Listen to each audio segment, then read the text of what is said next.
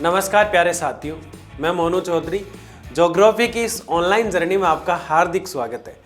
Class 11th की geography यानी भूगोल को पढ़ते हुए हम आगे बढ़ रहे थे और क्लास 11th की जो भूगोल है उसमें भौतिक पर्यावरण जो हमारी पुस्तक है यानी हम जिसे भारत का भूगोल कह सकते हैं उसको हमने पढ़ना शुरू किया और उसका पहला जो चैप्टर है वो हमने शुरू किया। उसमें आज दूसरा लेक्चर हम पढ़ने वाले हैं कि भारत की स्थिति क्या है। इससे पहले जो हमारा लेक्चर हुआ उसमें हमने ये जाना कि भारत जो है उसके नाम क्या क्या है, सिर्फ एक छोटा सा बेसिक इंट्रोडक्शन था।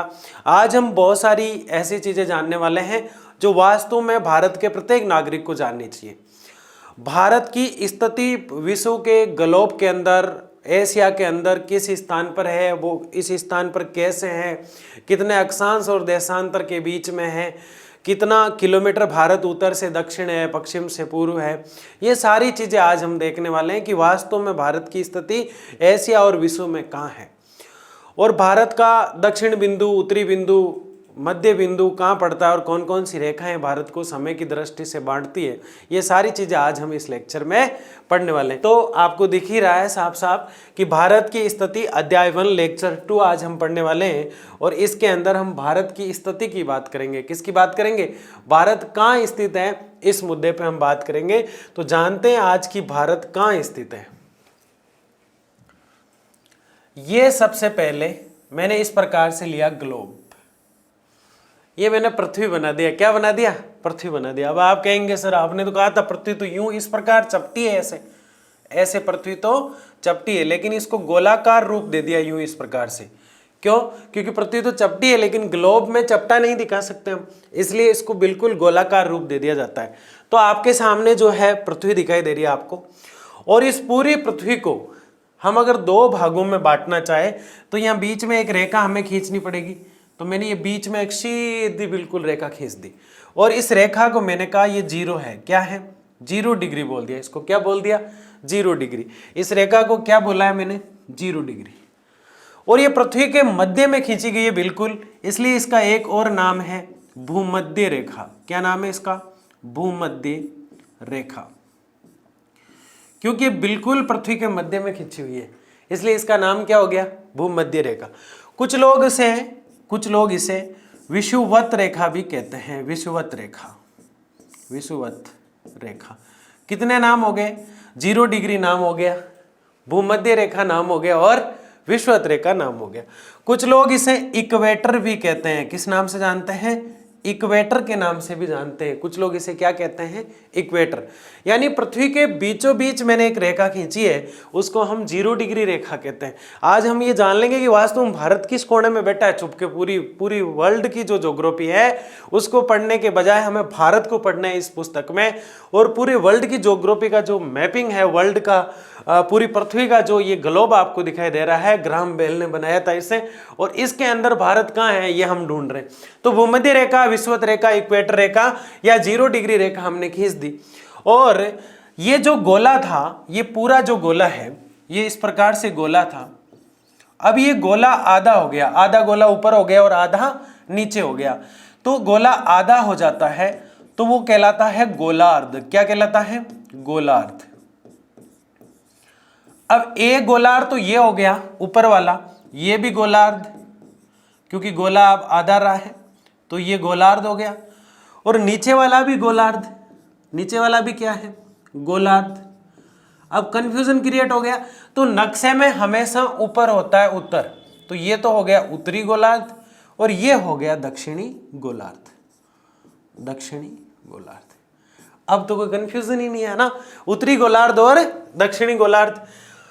अब यहां पे एक रेखा हम और लेते हैं जिसको हम कहते हैं करक रेखा, 23.5 डिग्री पूर्वी देशांतर अक्षांश में। 23.5 डिग्री पे कितने पे है? 23.5 डिग्री में, क्योंकि आड़ी रेखाएं जितनी भी होती है वो अक्षांश होती है। क्या होती है? अक्षांश। अब ये 23.5 डिग्री जो रेखा है इसको कहते हैं करक रेखा। इसको क्या कहते हैं? करक रेखा। ऐसे ही एक नीचे रेखा आएगी 23.5 डिग्री पे, इसको हम कहेंगे मकर रेखा। मकर रेखा। यहां तक क्लियर है? फिर आर्कटिक, अंटार्कटिक 66.5 पर फिर ध्रुव आ जाते हैं, है ना। तो ये मामला होता है। तो 3 रेखाएं हमने देखी है। एक तो बीचों बीच हमने खींची है, एक उसे 23.5 डिग्री नीचे खींची और एक 23.5 डिग्री ऊपर हमने खींची है। तो ऊपर वाली रेखा हमारे लिए बहुत महत्वपूर्ण है क्योंकि भारत के बीच में से निकलेगी। अभी देखेंगे कैसे निकलेगी। 8 राज्यों से गुजरती है। भारत के कितने राज्यों से? 8 राज्यों से। अब यहां पे हमने उत्तर बना ही दिया था, यहां हमने दक्षिण लिख ही दिया। यहां हम लिख रहे हैं पश्चिम, यहां क्या लिख रहे हैं? ये पश्चिम, और ये लिख दिया पूर्व। पश्चिम के बाद क्या लिखा? पश्चिम के बाद पूर्व। यहां तक बात समझ में आ रही है? अब ये जो बीच का डिस्टेंस आपको दिखाई दे रहा है, इसको हम बोलेंगे उत्तर पश्चिम, समझ रहे हो? और इसको बोलेंगे हम, इस वाले को, ये जो दिखाई दे रहा है इसको बोलेंगे उत्तर पूर्व। क्या बोल रहे हैं इसको? उत्तर पूर्व। ये जो दिखाई दे रहा है इसको हम बोलेंगे दक्षिण पश्चिम, दक्षिण पश्चिम। ये जो दिखाई दे रहा है इसको हम बोलेंगे दक्षिण पूर्व। बात आ रही है समझ में यहां तक? अब भारत को लाने वाले हैं हम। ये तो पूरी वर्ल्ड की बात थी। किसकी बात थी? पूरी वर्ल्ड की बात थी। रेखाएं तिरछी बिरछी हो सकती है, मैं आपको सिर्फ मौखिक और बेसिक तरीके से समझाने का प्रयास कर रहा हूं, क्योंकि बेसिक इंट्रोडक्शन ही लेंगे हम वर्ल्ड ज्योग्राफी का है, क्योंकि भारत का भूगोल पढ़ रहे। तो वर्ल्ड ज्योग्राफी की बात थी ये तो। अब भारत जो है इस कर्क रेखा के यहां, किस पे? कर्क रेखा के यहां, इस स्थान पर भारत का जो निचला वाला क्षेत्र है, ये वाला, ये इस प्रकार से यहां है। ये इस स्थान पर है। किस स्थान पर है? इस स्थान पर। यानी कर्क रेखा जो है भारत के बिल्कुल मध्य से गुजरती है। कहां से गुजरती है? मध्य से। अब हमने एक रेखा बीचों बीच यहां खींची पृथ्वी के, इस स्थान पर। अब देखो, एक तो 0 डिग्री से यहां बांट दिया था, अब एक और बीचों बीच हमने खींच दिए। कहां पे खींच दिए? बीचों बीच हमने खींच दिए, और इसको हमने कहा ग्रीनविच, ग्रीनविच रेखा, ग्रीनविच लाइन, है ना? ग्रीनविच रेखा इसको हमने बोला। अब भारत जो है वो सबसे पहले तो 2 चीजें निकल कर आई हमारे सामने। सबसे पहले तो भारत की जो स्थिति है, भारत की स्थिति कहां दिखाई दे रही है? बताओ मुझे, भारत की स्थिति आपको कहां दिखाई दे रही है? तो भारत की स्थिति उत्तर पूर्व में दिखाई दे रही है। कहां दिखाई दे रही है? उत्तर पूर्व। ये तो ये बात होगी। दूसरा, ये यहां से हमने गोलार्ध को बांटा था इस प्रकार से। तो बताओ भारत दक्षिण के गोलार्ध में है या उत्तर के गोलार्ध में? तो भारत उत्तरी गोलार्ध में है। किस में है? उत्तरी गोलार्ध में, उत्तरी गोलार्ध। 2 महत्वपूर्ण बातें हमने देख ली। भारत की स्थिति पूरे वर्ल्ड में कहां है? उत्तर पूर्व में है। भारत जो है वो उत्तरी गोलार्ध में, किस स्थान पर है? उत्तरी गोलार्ध में। अब अगर हम बात करें तो हम ये देखेंगे कि उत्तरी गोलार्ध जो है वो जो ये हम एक लंबी लाइन जो होती है ना, लंबी लाइन जितनी भी ग्लोब के अंदर होती है, खड़ी लाइन जो होती है, उनको हम देशांतर के नाम से जानते हैं। किस नाम से जानते हैं? देशांतर के नाम से। तो ये देशांतर दिखाई दे रहा है आपको, और ये देशांतर जो है पूरा ही पूर्व में है। तो भारत पूर्वी देशांतर में है। भारत किस देशांतर में है? पूर्वी, पूर्वी देशांतर। ये बात आपकी समझ में आ गई। 3 चीजें याद रखना है कि भारत उत्तर पूर्व में, उत्तरी गोलार्ध में, देशांतर की बात करें तो पूर्वी देशांतर में। ये तीनों चीजें बहुत महत्वपूर्ण होती है, और इसी से ही हम जब डिग्री पढ़ेंगे, अब भारत किस अक्षांश से लेकर किस अक्षांश के बीच है, वो चीजें इससे तय होने वाली है। इसके बगैर वो चीजें समझ में नहीं आती है। हम इस पे फिर आएंगे, क्योंकि हम अक्षांश और देशांतर देखने वाले। जितनी भी आडी रेखाएं ग्लोब पे मैं खींचूंगा वो अक्षांश होती है मौखिक रूप से, और जितनी भी खड़ी खींचूंगा वो देशांतर होती है। इनको कोणों से पढ़ा जाता है, लेकिन सिंपल तरीके से याद रखने के लिए आड़ी वाली अक्षांश और खड़ी वाली देशांतर, इस प्रकार से इसको पढ़ा जाता है। बताओ 23.5 0 डिग्री जो भूमध्य रेखा, विषुवत रेखा या इक्वेटर रेखा है, उससे भूमध्य रेखा जो है उससे 23.5 डिग्री उत्तर की ओर कर्क रेखा, क्या वो भारत के अंदर से गुजरती है? हाँ, गुजरती है, बिल्कुल। और भारत को पढ़ने के लिए हम क्या करते हैं कि सबसे पहले ये चीज जानना जरूरी होता है, इसके बाद ही हम भारत का अक्षांश, देशांतर, सारी चीजें देख पाते हैं, तो हम आगे बढ़ते हैं। ये आपको भारत का मैप दिखाई दे रहा है ना, बहुत ही सुंदर वाला। ये भारत का उत्तरी बिंदु हो गया, और ये भारत का पश्चिमी बिंदु हो गया, ये भारत का पूर्व बिंदु हो गया, पूर्वी बिंदु कह दो इसको, और ये भारत का दक्षिण बिंदु हो गया। भारत इस स्थान पर दक्षिणी बिंदु 2 बनाता है। एक तो यहां ग्रेट निकोबार में बनाता है, इस जगह ग्रेट निकोबार में, ग्रेट निकोबार है ना, एक तो इसके अंदर बनाता है ग्रेट निकोबार के अंदर, और एक यहां बनाता है लास्ट के अंदर। तो ये भारत जो है ये किस अक्षांश से लेकर किस अक्षांश तक है और किस देशांतर से लेकर किस देशांतर के बीच है, ये हम देखने वाले। तो बताओ पूरी तरह से भारत किस में है? पूर्वी देशांतर में है, पूर्वी देशांतर के अंदर बसा हुआ है। और उत्तरी पूर्व में किस में है? उत्तरी पूर्व में। तो ये भारत की स्थिति हो जाती है।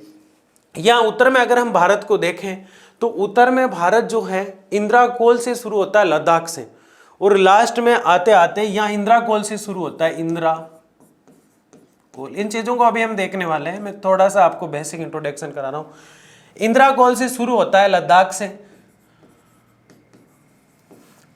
और यहाँ लास्ट में दक्षिण जो है कन्याकुमारी तक चला जाता है, कैमो कैमरियन जिसे हम कहते हैं। और यहाँ जो है पश्चिम के अंदर ये जो हमारा सर क्रीक क्षेत्र पड़ता है, सर क्रीक गुजरात का, इसको गौर माता भी कहते हैं, गौर माता। इस स्थान तक सर क्रीक या गौर माता गुजरात तक फैला हुआ है। इधर की हम बात करें तो यहाँ अरुणाचल का एक क्षेत्र है, वालांगू, अरुणाचल प्रदेश, अरुणाचल प्रदेश इस वालांगू तक फैला हुआ है। तो भारत की स्थिति बहुत लंबी है। यहां इस स्थान पर ग्रेट निकोबार के अंदर इंदिरा पॉइंट बना हुआ है। ऊपर क्या था? इंदिरा कोल, या इंदिरा पॉइंट है लास्ट, इंदिरा पॉइंट दक्षिण में। इसको पिगमेलियन भी कहते हैं, पिगमेलियन, कुछ लोग इसे पिगमिलियन भी लिखते हैं, पिगमेलियन है ना, ऐसे लिचांग, लाहिचांग ऐसे भी कुछ कहते हैं। तो इसके ढेर सारे नाम है। पार्सन पॉइंट भी कहा जाता है इसको, पार्सन पॉइंट। तो ये पीपीटी फॉर्म में आगे सब कुछ लिखा हुआ है। मैंने आपको बेसिक बताया कि भारत की स्थिति इस प्रकार से है। भारत को यहां से लेकर यहां तक इस प्रकार से अगर हम नापे तो इसको थोड़ा गहरा कर देते हैं ताकि आपको समझ में आ जाए। इस स्थान से लेकर ऐसे, ये जो स्थान है यहां से लेकर यहां तक भारत की स्थिति देखें तो दूरी जो देखें वो होती है 3214 किलोमीटर, वर्ग किलोमीटर। कितनी? 3214, यानी 3214 किलोमीटर। और यहां से अगर यहां तक भारत को हम देखें तो ये होती है 2933, यहाँ चला नहीं, यहाँ चलेगा 2933। आ रही बात समझ में? यहाँ तक ये वाला और ये वाला दोनों जो दूरी है उसको हमने देखा है। अब एक एक चीज को हम बहुत डिटेल से और बहुत शानदार तरीके से देखने वाले हैं। किस फॉर्म में? सीधी स्थिति के बारे में। भारत की स्थिति भौगोलिक विभिन्नताओं से युक्त है। भारत में अनेक प्रकार की भौगोलिक विशेषताएं हैं। अब तक हमने जो पढ़ा वो तो एक बेसिक इंट्रोडक्शन था। अब हम पीपीटी फॉर्म में पॉइंट टू पॉइंट बात कर रहे हैं। भारत की जो स्थिति है वो वास्तव में भौगोलिक दृष्टि से विविधताओं वाली है, अलग अलग प्रकार से अलग अलग विविधताएं हैं। इसी कारण से डॉक्टर क्रेसी ने, किसने? डॉक्टर क्रेसी ने भारत को, किसको? डॉक्टर क्रेसी जो है उन्होंने भारत को उपमहाद्वीप का, भारत को क्या कहा? उपमहाद्वीप का। ठीक है। भारतीय उपमहाद्वीप में पाकिस्तान आता है, भारत आता है, नेपाल आता है, भूटान आता है और बांग्लादेश आता है। इसका मतलब यह है कि पाकिस्तान, भारत, नेपाल, भूटान और बांग्लादेश ये सब भारत के हिस्से थे। ये पूरा भारत ही था पहले। सम्मिलित है। भारत की आकृति पूर्णतः पतंग की तरह है। पतंग देखा ना आपने, भारत उसकी तरह दिखाई देता है। जिसको भारत बनाना नहीं आता वो पतंग बना दे यूं इस प्रकार से, है ना। कुछ कुछ ऐसा दिखता है भारत इस प्रकार से, है ना। तो पतंगाकार है, त्रिभुज की तरह। पतंग त्रिभुज की तरह ही होती है, कोई दिक्कत नहीं है। लेकिन सबसे ज्यादा पूछा जाता है, ये पूछा जाता है ऑब्जेक्टिव जिस भी बोर्ड में होता है वह पूछा जाता है भारत की आकृति निम्नलिखित में से है। समकोण, आयन कोण, ऐसे कोण दे देते हैं। फिर एक रहता है चतुष्कोण की। कैसी है? चतुष्कोणीय, चतुष्कोणीय, पतंगाकार और त्रिभुजाकार, तीन नाम लिए जाते हैं। आकृति वही है त्रिभुज वाली, उसी को कहते हैं चतुष्कोणीय और पतंगाकार। तो ये सिंपल सी बात है, इसमें याद क्या रखना है? डॉक्टर क्रेसी जो है उन्होंने सबसे पहले भारत को उपमहाद्वीप कहा। और कल हमने नामों की चर्चा की थी, भारत को आर्यव्रत क्यों कहते हैं, भारत को जम्बूद्वीप क्यों कहते हैं, भारत को विष्णु पुराण में जम्बूद्वीप क्यों कहा गया है, भारत को हिंदुस्तान क्यों कहते हैं, भारत को इंडिया क्यों कहते हैं, हिंदू शब्द सिंधु शब्द कैसे आया, ये सारी चर्चाएं हमने कल कर चुके हैं, है ना। तो इसके अंदर हम ये देख रहे हैं कि डॉक्टर क्रेसी जो है उन्होंने सबसे पहले भारत को उपमहाद्वीप की संज्ञा की दी और त्रिभुजाकार या पतंगाकार या चतुष्कोणीय भारत की आकृति। आगे बढ़े। भारत ग्लोब पर विषुवत रेखा के सापेक्ष अक्षांशीय दृष्टि से, देखो अब जो हमने समझा था ना वो सारी चीजें आने वाली। ग्लोब पर, किस पर, ग्लोब पर, ग्राहम बेल का जो ग्लोब है उस पर विषुवत रेखा के सापेक्ष अक्षांशीय दृष्टि से उत्तरी गोलार्ध में है। अगर अक्षांशों की अगर हम बात करें, ये अक्षांशीय ऐसे लिखा जाता है, अक्षांशीय, अक्षांशीय है ना, अक्षांशीय दृष्टि से उत्तरी गोलार्ध में है। थाग्निता, बताओ मुझे, थाग्निता, लाडले भरोसा नहीं होता है ना, लाडले को भरोसा नहीं होता, इसलिए वापिस आ रहे हैं हम इस पे कि भारत वास्तव में किस में था। ये देखो, ये उत्तरी अक्षांश, ये उत्तर वाला जो क्षेत्र है, भारत ऊपर ही है ना, नीचे नहीं है ना, दक्षिण गोलार्ध में नहीं है ना, इसलिए देखो भारत उत्तरी गोलार्ध में ही है, दक्षिण में नहीं है ना। अब उस लाइन पे चलो, ये देखो अक्षांशीय दृष्टि से, क्योंकि आड़ी रेखाओं की दृष्टि से उत्तरी गोलार्ध में तथा ग्रीनविच रेखा के सापेक्ष, अब खड़ी वाली बीच वाली जो लाइन देख रहे थे ना उसके सापेक्ष अगर देखें तो पूर्वी गोलार्ध में है। किसमें है? पूर्वी गोलार्ध। अरे भाई ये हमारा पूरा ग्लोब था, इसमें हमने दो भाग किए तो भारत ऊपर वाले में आ गया उत्तरी गोलार्ध में, और फिर हमने और बीच में से किए तो 4 भाग हो गए, उत्तरी पूर्व उत्तरी दक्षिण, इस प्रकार से हुए थे कि नहीं हुए थे। 3 पॉइंट लिखे थे ना हमने नीचे कि भारत उत्तर पूर्व में है, वो किसकी दृष्टि से है? वो पूर्वी देशांतर की वजह से। किसकी वजह से? तो देशांतरीय दृष्टि से भारत पूर्वी गोलार्ध में है। तो फिर बताओ भारत उत्तरी गोलार्ध में या पूर्वी गोलार्ध में? भारत की स्थिति उत्तरी पूर्वी है। कैसी है? उत्तरी पूर्वी। सिंपल है भाई, है ना। क्या है दक्षिणी गोलार्ध या पश्चिमी गोलार्ध कर सकता हूं? नहीं कर सकता। यहां सिर्फ क्या रहेगा, भारत की स्थिति उत्तरी गोलार्ध में है और भारत की स्थिति पूर्वी गोलार्ध में है। पूर्वी में तो ग्रीनविच के कारण है और यहां जो है विषुवत रेखा के कारण है उत्तरी। मेरे हिसाब से आपको समझ में आ रहा है, और समझ में आए तो कमेंट जरूर किया करो, इससे मुझे पता चलता है कि आपका लेवल कहां तक है। कभी कभी 5वीं क्लास के बच्चे की बात पढ़ाता हूं, मुझे लगता है आपका लेवल वहां तक ही है। फिर कभी कभी मुझे लगता है यार 11th क्लास के बच्चे हैं, काफ़ी अपने आप को मोटिवेट करके, अपने आप को अच्छा ग्रोथ करके काफ़ी लेवल तक ले गए होंगे। फिर लेवल पता नहीं चलता, इसलिए कमेंट से ही पता चलता है। आगे देखिए, एवं दोनों रेखाओं के सापेक्ष उत्तरी पूर्वी गोलार्ध में स्थित है। ये बहुत महत्वपूर्ण बात है। भारत की स्थिति उत्तरी पूर्वी गोलार्ध में है, ये स्थायी मेमोरी में फिट कर लो। किसमें फिट करोगे? स्थायी मेमोरी में फिट कर ले लाडले। भारत की स्थिति उत्तरी पूर्वी गोलार्ध में है। उत्तरी तो बनाता, हाँ उत्तरी जो बनाता वो तो अक्षांश, कौन सी अक्षांश? उत्तरी अक्षांश या उत्तरी गोलार्ध के कारण बना था। और पूर्वी देशांतर में जब हमने कोने में खड़ा कर दिया उसे, तब उसने कहा मैं पूर्वी में भी हूं। किसमें हूं? तो उत्तरी गोलार्ध या पूर्वी गोलार्ध में भारत है। 4 गोले बन गए थे ना, पहले तो 2 ही बने, उत्तरी और दक्षिण, फिर हमने बीच में और एक ग्रीनविच खींच दी थी। इस प्रकार से हमने देखा भारत का अक्षांशीय विस्तार, बहुत महत्वपूर्ण बात है। 8 डिग्री 4 उत्तरी अक्षांश से 37 डिग्री 6 उत्तरी अक्षांश के मध्य हैं। देखिए वापिस आइए भारत के मैप पर, किस में आना है? भारत के मैप पर। यानी भारत जो है आड़ी रेखाएं, हम ये ग्लोब है हमारा, और इसमें आड़ी रेखाएं हम खींचते जाएंगे, खींचते जाएंगे, खींचते जाएंगे, खींचते जाएंगे, खींचते जाएंगे। तो जैसे ही खींचते जाएंगे तो ये भारत यहाँ पे आएगा। तो यहाँ पे जब आएगा तो 8 डिग्री 4 वाली लाइन आएगी। कौन सी आएगी? 8 डिग्री 4 वाली। यहाँ पे जो लाइन आएगी भारत की 8 डिग्री 4 वाली आएगी।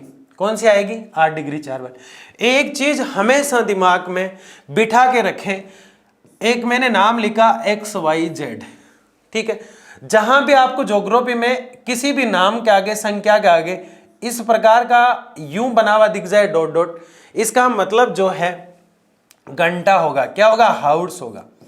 और एक डॉट इस प्रकार से दिख जाए आपको, एक लगा हुआ, सिर्फ एक पॉइंट लगा हुआ, एक इनवाइट वाला डॉट लगा हुआ, और 2 लगा हुआ दिख जाए तो 1 लगे इसका मतलब मिनट है, और 2 दिख जाए इसका मतलब सेकंड है।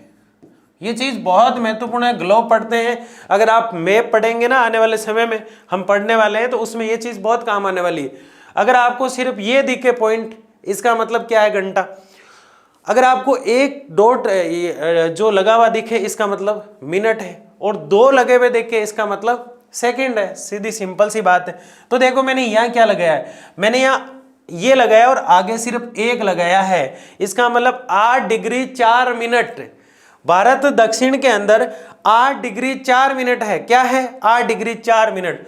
और ऊपर हम देखेंगे तो ऊपर जैसे हम जाएंगे वहां 37 डिग्री हो जाएगा। कितना हो जाएगा? 37 डिग्री। ऐसे हम इस तरफ आएंगे तो यहाँ 68 डिग्री हो जाएगा, और इधर जाएंगे 68 डिग्री 7 हो जाएगा, इधर जैसे हम आएंगे 97.25 डिग्री हो जाएगा। देखिए कैसे हुआ। वापिस उस पे आते हैं हम जहां हमारा प्रोफॉर्मा लिखा हुआ है। ये रहा 8 डिग्री 4 उत्तरी अक्षांश से 37 डिग्री 6 उत्तरी अक्षांश। अब आप कहेंगे ये 37 डिग्री 6 लिखा हुआ है, देखिए आप, मैं दोनों चीजें लिख देता हूं। यहां पे मैंने लिखा, यहां पे भारत जो है खत्म कहां होता है? 37 डिग्री 6 उत्तरी अक्षांश पर। किस पर खत्म होता है? उत्तरी अक्षांश। और यहां भी क्या है? उत्तरी अक्षांश। अब और कंफ्यूजन क्रिएट हो गया। ज्योग्राफी बड़ा कंफ्यूजन क्रिएट करती है, और जो भी डाउट हो पूछना है। यहां भी उत्तरी अक्षांश और यहां भी उत्तरी अक्षांश, ये तो भारत का दक्षिण बिंदु है, फिर उत्तरी अक्षांश कैसे? भाई उत्तरी क्यों आ रहा है? ये तो दक्षिण आना चाहिए। और ऊपर देखो, ऊपर भी उत्तर आ रहा है, आना ही चाहिए, कोई दिक्कत नहीं है। लेकिन दोनों जगह उत्तर कैसे हो सकता है? भाई भारत का मैप जैसे मैं हूं, ये मेरा सिर जो है ये उत्तर में और पैर जो है ये दक्षिण में, लेकिन ये जो तय किया गया है ये भारत ग्लोब में कहां है उस हिसाब से। तो भारत ग्लोब में तो उत्तर में ही है, पूरा ही उत्तर और पूर्व में, इसीलिए यहां पे दोनों में ही उत्तर आ रहा है, दोनों में ही उत्तर आ रहा है। अब एक उदाहरण और कुछ है नहीं मेरे पास, ये बोतल है, यहां से हम ले लेते हैं।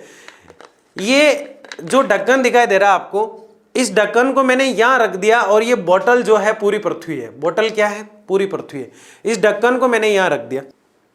अब ये इसका उत्तरी हिस्सा है और ये दक्षिणी हिस्सा है। अब मैंने यहां से अक्षांश खींचना शुरू किया इस प्रकार से, और यहां तक मैंने अक्षांश खींचे हैं, और फिर यहां से ऊपर तक अक्षांश खींचता गया, तो बात तो अक्षांश की रहेगी।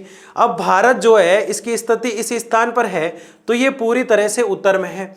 तो ये बोलो पॉइंट, चाहे ये बोलो, दोनों ही है तो उत्तर में ही। पूरे वर्ल्ड की दृष्टि से तो दोनों ही किस में है? उत्तर में आएंगे दोनों ही। अब इसकी बात नहीं हो रही है कि ये इसका पॉइंट उत्तर है कि ये दक्षिण है। अब बात हो रही है कि पूरे इस मैप के अंदर, पूरी पृथ्वी के अंदर भारत किस स्थान पर है। तो भारत उत्तरी पे है, उत्तर में है, इसलिए ये अक्षांश और ये अक्षांश दोनों ही क्या रहेंगे? उत्तर ही रहेंगे। दोनों ही क्या रहेंगे? उत्तर ही रहेंगे। अब यहां पे जो स्थान होगा लंबी वाली रेखाओं के आधार पर, यहां 68 डिग्री 7 होगा। क्या होगा? 68 डिग्री 7 मिनट। ये देखो मैंने एरो बना दिया पास में। और यहां जो होगा वो 97 डिग्री 25 होगा।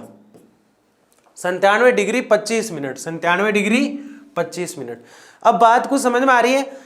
मान लिया जाए कि ये भारत है और पूरे वर्ल्ड में ये कहां है, तो आपको सीधे से 8 डिग्री 4, 37 डिग्री 6, इधर 68 डिग्री 7 और 97 डिग्री 25 ऐसे याद रखना है। और ऐसे किसी को याद नहीं होता हो तो सीधे सीधे मोबाइल नंबर बना दो इसका। देखो सबसे पहले 84 है तो 8 डिग्री 4 आप कर लेंगे, उसके बाद में ऊपर ले जाना है सीधा 37 6, उसके बाद में यहाँ आ जाओ 68 7 और फिर 97 25। ये लो भाई, हो गया काम। 84 37 67 87 97 25 ऐसे मोबाइल नंबर याद रख लो और फिर इसको बांट लो। ये 1 वाला और ये हमारा 37 6 वाला और ये हमारा 68 7 वाला और ये हमारा 97 25 वाला। ये देखो ये बन गया इस प्रकार से। बहुत आसान हो जाता है ऐसे, बहुत आसान। और समझ लेते हो उसकी तो बात ही नहीं रही है। होता है नहीं होता है, आसान है ना। जिसको ये भारत की अक्षांश और देशांतर में ये समझ में आ गया और जिसको याद हो गया उसको कमेंट बॉक्स में जरूर लिखना है। इससे मुझे पता चलता है। कुछ बच्चे क्या करते हैं, एक ही कमेंट को बार बार पेस्ट करते रहते हैं। देखता जरूर हूं आपके कमेंट, ऐसे नहीं होता है ना। धैर्य बनाए रखो, पैसेंस बनाए रखो, सारी चीजें होने वाली है ना। तो ये चीज आप मोबाइल नंबर के फॉर्म में भी याद कर सकते हो। अब तक क्या याद कर रहे थे हम, भारत जो है आपको पूरा चैप्टर कंप्लीट होने लग गया।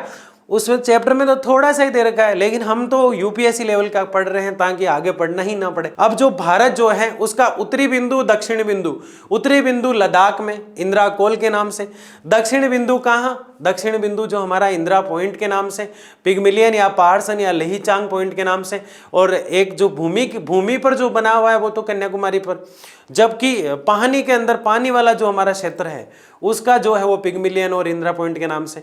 इस प्रकार अरुणाचल का वालांगू और जो गुजरात है हमारा उसका सरक्रिक। इस प्रकार से हमने पढ़ा 8 डिग्री भारत के अक्षांशीय और देशांतरीय अगर विस्तार की बात करें तो 8 डिग्री 4 से 37 डिग्री 6, 68 डिग्री 7 से 68 डिग्री जो 7 है वहां से 97 डिग्री 25। भारत की उत्तर से दक्षिण की लंबाई की बात करें तो 32 14 और पश्चिम से पूर्व की बात करें तो 29 33। कितना सिंपल है बताओ मुझे, बहुत सिंपल है ना। तो ये चीजें हमने सारी देख ली है। तो यहां तक हम पढ़ चुके थे भारत का अक्षांशीय विस्तार 8 डिग्री 4 से 37 डिग्री 6, दोनों ही उत्तर में आएंगे क्योंकि भारत पूरे विश्व के ग्लोब के अंदर उत्तर में है, इसलिए दोनों में उत्तर लगा है ना, के मध्य है। अतः भारत के अक्षांशीय विस्तार का अंतर इसमें जो अक्षांशीय भारत फैला हुआ कितना है तो 29 डिग्री 2 है। कितना है भाई, 37 डिग्री 6 में से 8 डिग्री 4 मिनट निकालोगे तो 29 डिग्री 2 मिनट आएगा। कितना आएगा 29 डिग्री, माइनस करके देख लो, 29 डिग्री 2 मिनट आएगा। मैंने कहा इतने आलसी जीव है, मैंने खुद के माइनस करके लिख दिए पहले, है ना, कि छोरे परेशान नहीं हो, है ना। तो 37 डिग्री 6 माइनस 8 डिग्री 4 तो 29 डिग्री 2। भारत का भारत टोटल अक्षांश में कितना फैला हुआ है, भारत कितनी दूर तक है टोटल, तो टोटल जो भारत है 29 डिग्री 2 अक्षांश में फैला हुआ है। कहां से 8 से 4 से 37 6 तक। तो इस प्रकार से अब देशांतरी आने वाला कुछ देर बाद, लेकिन उससे पहले महत्वपूर्ण चीज है, भारत का उत्तरी बिंदु इंदिरा कोल है, ये पाक अधिकृत जम्मू कश्मीर में चला गया, ठीक है ना, तथा दक्षिणतम बिंदु इंदिरा पॉइंट है। भारत का ऊपर इंदिरा गांधी कॉल कर रही है, कहां पे, पॉइंट पे। इंदिरा गांधी ऊपर से यानी उत्तर से कॉल कर रही है, कहां पे, पॉइंट में यानी दक्षिण में, ऐसे याद रख लो, ठीक है। भूमध्य रेखा से 876 किलोमीटर दूर है। ये हमारा ग्लोब अब हम आसानी से बना देते हैं। ये हमारी 0 डिग्री भूमध्य रेखा और ये हमारी कर्क रेखा, और यहाँ पे भारत था। तो ये जो दूरी है बीच वाली, ये 876 किलोमीटर दूर है। भारत किससे दूर है बताओ, भारत 876 किलोमीटर। कर्क रेखा जो है वो भूमध्य रेखा के बीच में काफी डिस्टेंस कवर कर देती है, लेकिन भारत का एक हिस्सा नीचे आ रखा है थोड़ा कर्क रेखा से, क्योंकि कर्क रेखा 8 राज्यों से होकर गुजर जाती है, और ये मैं ट्रिक से याद करा दूंगा अगले लेक्चर में। अंडमान निकोबार द्वीप समूह में जबकि मुख्य बिंदु का दक्षिणतम बिंदु कन्याकुमारी है, कन्याकुमारी दक्षिणतम, तमिलनाडु। कौन सा, मुख्य भूमि, देखो यहाँ पे क्या आ रहा है, मुख्य भूमि का दक्षिण बिंदु है ना, जबकि वो इंदिरा पॉइंट क्या था, वो अंडमान निकोबार द्वीप समूह यानी पानी का था, और ये मुख्य भूमि का है। दक्षिण के 2 एंड है भारत के, 2 जगह खत्म होता है भारत दक्षिण में, एक तो पानी वाले क्षेत्र में ग्रेट निकोबार के वहां, और एक कहां, एक जहां भूमि हमारी खत्म हो जाती है वहां। तो पानी वाला एरिया का लास्ट पॉइंट अलग है और भूमि वाले का अलग है। तो बताओ पानी वाले का कौन सा है, तो देखो इंदिरा पॉइंट जो दक्षिणतम है बिंदु, मुख्य बिंदु का दक्षिणतम बिंदु है, जबकि तमिलनाडु कन्याकुमारी जो है वो वास्तविक भूमि वाला है, वो पानी वाला था, अंडमान वाला, ग्रेट निकोबार जिसे हम कहते हैं। इंदिरा पॉइंट को पिगमिलियन पॉइंट, पार्सन पॉइंट और लाहीचिंग पॉइंट भी कहते हैं। भाई इंदिरा गांधी कॉल कहां से कर रही थी, उत्तर से, तो भारत का उत्तरी बिंदु कौन सा है, इंदिरा कोल। दक्षिण में कहा, पानी वाले एरिया में चला जाना, दक्षिण में वहां पानी वाले एरिया में फॉल कर रही है, यानी इंदिरा पॉइंट कहलाता है ना। पार-सन कहलाता है, क्या कहलाता है कि मेरा सन जो है वो आर पार हो गया नहीं हो गया, राहुल गांधी बड़ा भोला डाला है, मेरा पोता है ना, तो वहां पे हुआग्निवा, पार हुआग्निवा, तो पार-सन है ना, बड़ा लीछड़ है यानी लाहीचिंग है ना, ऐसे याद करने के लिए कह रहे हैं, कोई कंप्लेन मत ठोक देना है ना, लाहीचिंग है ना।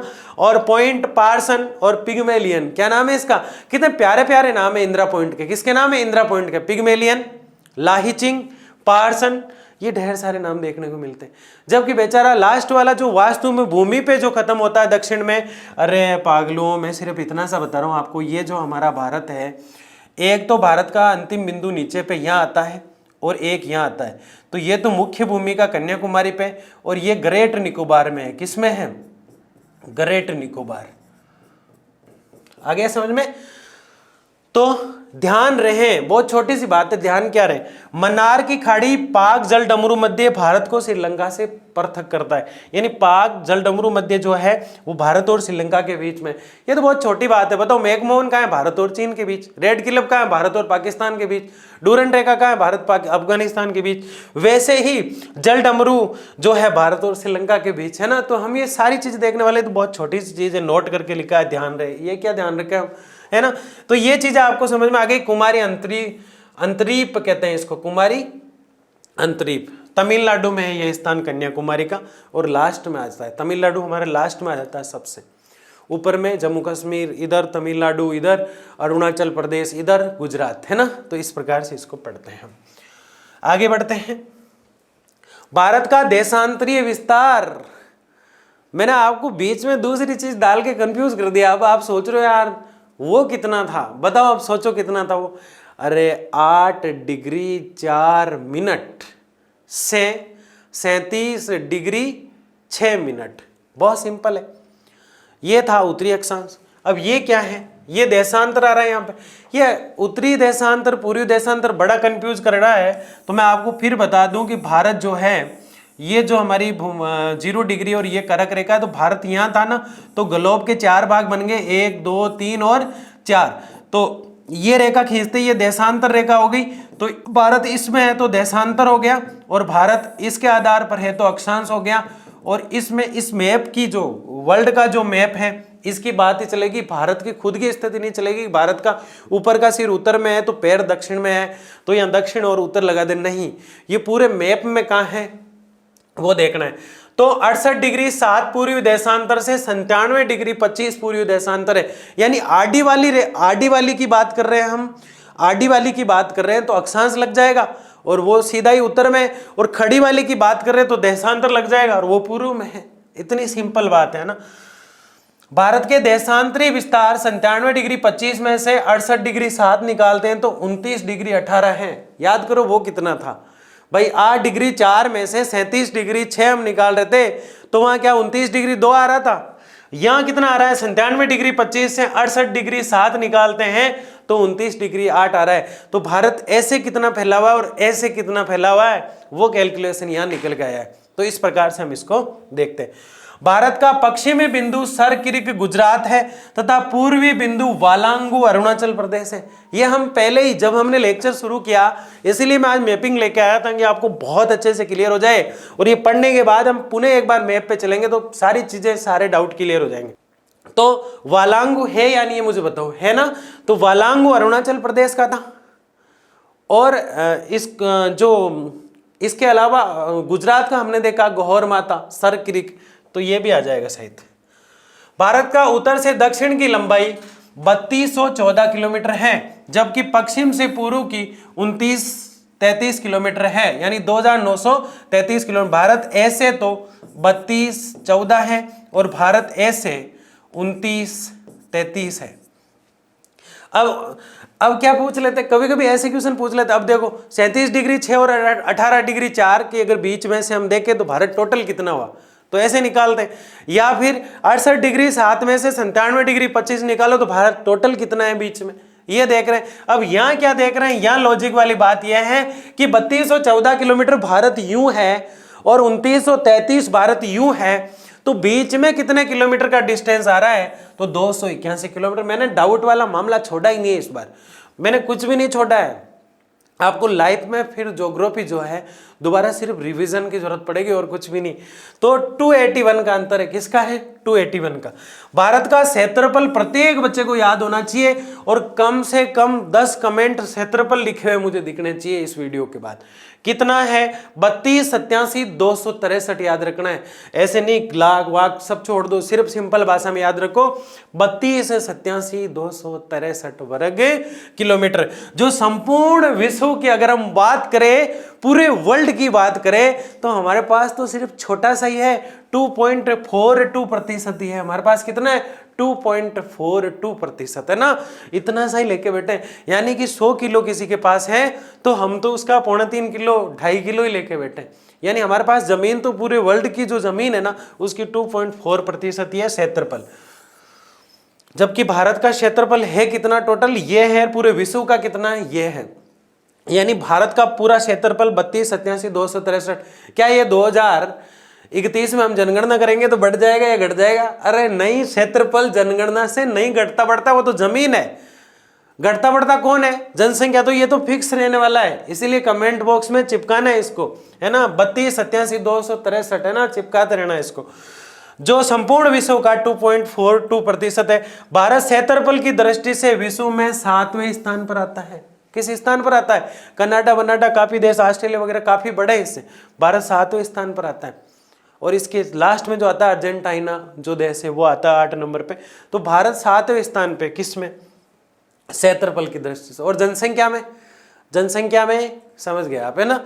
तो क्षेत्रफल की दृष्टि से किस में है? 7वें स्थान पे। हमारे पास क्षेत्रफल है कितना 2.42। हमारा क्षेत्रफल टोटल कितना है? 32,87,263, है ना, 32,87,263 किलोमीटर, 32,87,263 किलोमीटर। आगे बढ़ते हैं। और ये हमने जो देखा ना आज, ये वास्तव में पूरे भारत को समझने के लिए बहुत महत्वपूर्ण है। जो लेक्चर मैंने पहले बनाया वो तो सिर्फ भारत का नाम बताता है। ये लेक्चर बहुत महत्वपूर्ण है और आपको इसको बहुत अच्छे से 2-3 बार देखना है। मैं कह रहा हूँ मेरा लेक्चर जो होता है आप उसको सोते सोते भी देखेंगे ना तो भी आपको याद हो जाएगा, ऐसा मैं आपसे वादा करता हूँ। इसलिए मस्त तरीके से, शानदार तरीके से, इतना दबंग तरीके से इसको पढ़ना है कि इस चुटकियों में याद हो जाए आपको, है ना। 8 डिग्री 4 से 37 डिग्री 6, 68 डिग्री 7 से 97 डिग्री 25। ऊपर में इंदिरा कोल करती है, नीचे इंदिरा पॉइंट पे पिग्मेलियन पे आ जाती है ना। कन्याकुमारी दक्षिण की भूमि है, पिग्मेलियन पानी वाला क्षेत्र है। इधर वालांग अरुणाचल प्रदेश आ जाता है और एक तरफ सर किरी गौर माता हमारा गुजरात आ जाता है ना। 29-33 भारत की यूं और 32-14 भारत की यूं लंबाई है। डिस्टेंस कितना है वो मैंने आपको निकाल के बताया था। भारत के पड़ोसी देशों की आदि चीज़ों की बात हम अगले लेक्चर में करने वाले। हमने ये भी देखा कि कर्क रेखा जो थी वो भारत के 8 राज्यों से गुजरने वाली थी, तो अगला लेक्चर भी बड़ा महत्वपूर्ण होने वाला है। अब हम देखेंगे कि भारत के समय में और दूसरे समय में परिवर्तन कैसे होता है, भारतीय मानक समय क्या है, इसकी भी बात हम करने वाले हैं। लाइक करना है, शेयर जितना हो सके उतना शेयर करना है और सब्सक्राइब आपने कर रखा है मुझे पता है। बहुत शांति से और शिद्दत से पढ़ते रहिए और कमेंट और लाइक करते रहे, तभी पता चलता है। बहुत बहुत धन्यवाद।